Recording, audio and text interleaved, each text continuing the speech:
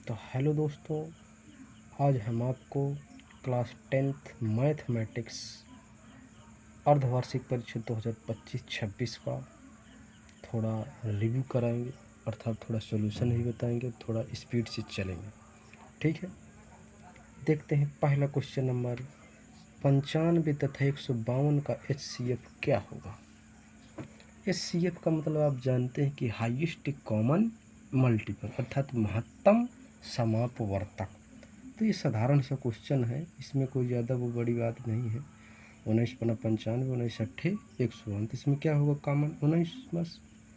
चलते हैं दूसरे क्वेश्चन में। किसी पूर्णांक q के लिए प्रत्येक धनात्मक विषम पूर्णांक निम्नलिखित रूप का होता है। देखिए ये बहुत अच्छा क्वेश्चन है और एग्जाम में टपकने वाला प्रश्न है, ठीक है ना। तो इसको जो है आप बोर्ड परीक्षा के लिए इम्पोर्टेंट लिख सकते हैं आप 2026 बोर्ड के। चलिए 2q+1। तीसरा नंबर x³ तथा x² एलसीएम, ये भी साधारण क्वेश्चन थे, इसका एलसीएम ये आ रहा है, अपना सॉल्व कर लेना आप। इसके बाद चौथा नंबर है बहुपद के शून्य, ये भी साधारण क्वेश्चन है, इसमें 3 और 1 आ रहा है। इसके बाद ये आता है ax² + bx + c के शून्यांकों का गुणनफल है। देखिए यूपी बोर्ड क्लास 10th में द्विघात समीकरण क्वाड्रेटिक इक्वेशन का ये जो आपका आता है ना द्विघात बहुपद क्वाड्रेटिक पॉलिनोमियल, द्विघात बहुपद का व्यापक रूप क्या होता है ax² + bx + c, होता है कि नहीं होता। इसमें क्या पूछ रहा है कि शून्यांकों का गुणनफल, तो शून्यांकों का गुणनफल होता है c/a और योगफल क्या होता है -b/a। इसके बाद आपका है दो संख्याओं का योगफल 12 तथा अंतर 4 है, तो बड़ी संख्या क्या होगी। इसमें क्या मांगे x + y = 12, x - y = 4, तो बड़ी संख्या क्या हो जाएगी। इसमें सॉल्यूशन करेंगे तो 8 मिलेगा। अब आ रहा है के की किस मान के लिए इतने के द्वारा निरूपित रेखा संपाती हैं, तो ये संपाती रेखा कंडीशन लगाएंगे तो इसमें ये आ रहा है 15/4। इसके बाद चलते हैं आज 8वां नंबर समीकरण का हल है। इसको हल करेंगे तो ± का 6 आ रहा है। इसमें पूछ रहा है द्विघात समीकरण का विविक्तर है।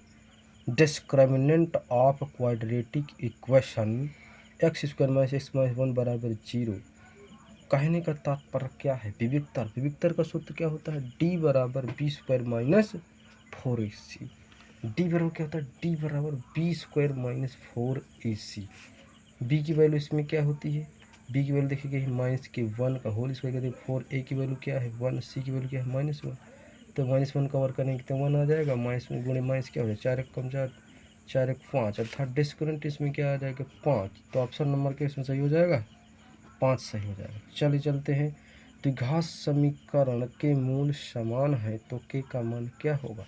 ये क्वेश्चन बार बार आता है प्रश्न में, यूपी बोर्ड में पूछे जाने वाला क्वेश्चन क्या है। यदि मूल समान है तो यदि कहे कि चूँकि मूल समान है तो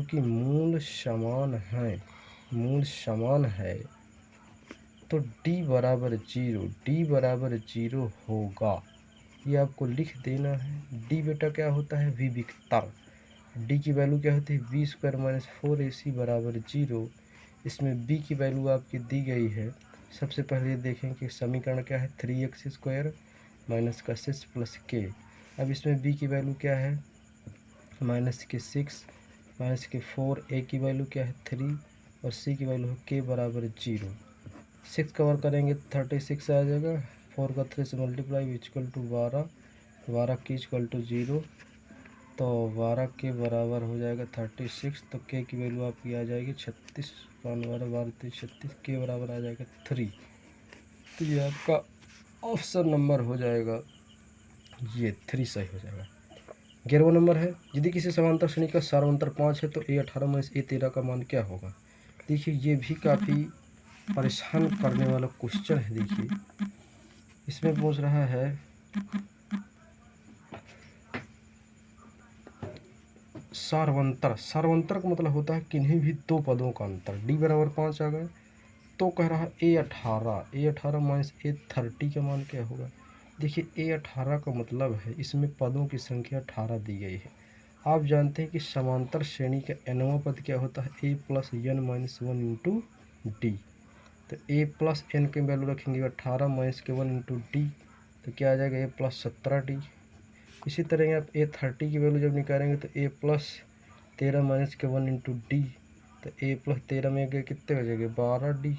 ठीक, चलिए अब इसको क्या कर देना है, घटा देना है। घटाने का मतलब है कि ए 18 माइनस ए 13 कर देंगे तो ए की वैल्यू क्या है ए प्लस 17 डी माइनस के ए माइनस के 12 डी। ए से एक कटा 17 डी में 12 डी का 5 डी। अब बताइए 5 डी की वैल्यू क्या है 5, तो 5 इक्वल टू 25। आंसर नंबर 25,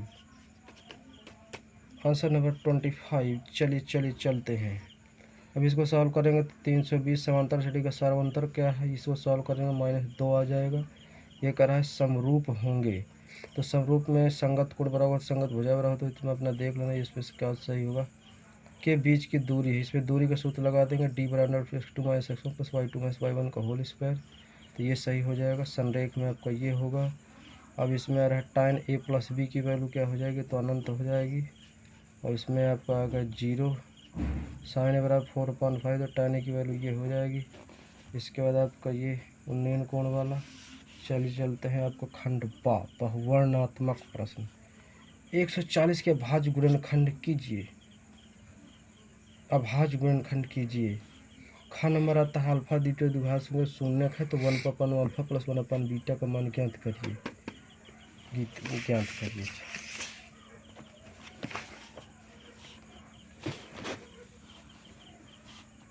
चलिए इसको किस में सॉल्व करना है, ये सूत्र द्वारा द्विघात समीकरण का हल कीजिए। ये साधारण द्विघाती सूत्र का उपयोग करेंगे। इस बराबर इसका b + -√b² - 4/2 सूत्र का प्रयोग करेंगे। और इसमें जो है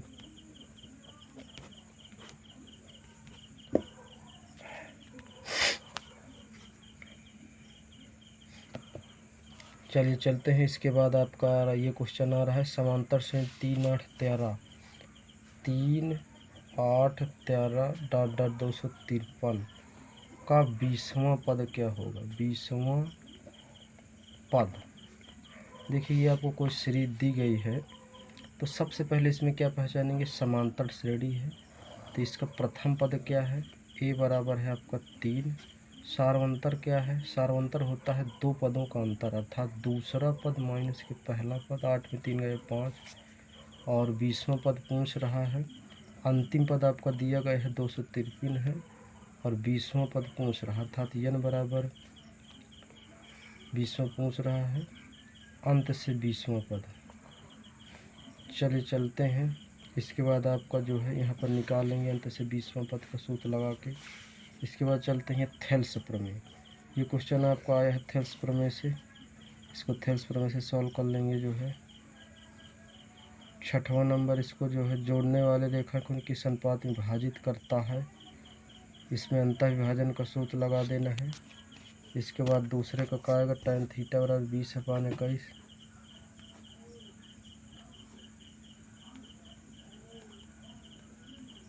कुछ नहीं सर। इसके बाद इसको सॉल्व करेंगे 20/21। ख नंबर का सिद्ध कीजिए। नंबर 5 एक परिमेय संख्या है।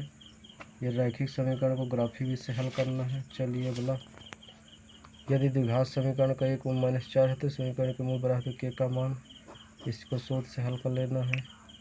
इसी तरह ये है समत्रिभाजित, इसमें पूछ रहा है। इसमें समलंब चतुर्भुज समांतर है, विकर्ण होता है, तो इसमें 6 नंबर में क्वेश्चन आया है। ये इम्पोर्टेंट प्रश्न है, इसमें हाईलाइट कर लेना है, इम्पोर्टेंट है।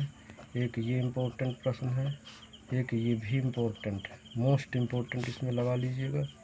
इसके बाद ये भी इम्पोर्टेंट है, ये भी मोस्ट इम्पोर्टेंट है। यहाँ के जितने भी हैं सब परीक्षा के दृष्टि से इम्पोर्टेंट है, किसी न किसी वर्ष में पूछे गए हैं। ये भी इम्पोर्टेंट प्रश्न है, एक हंसों की टोली वाला। चलिए, थैंक यू।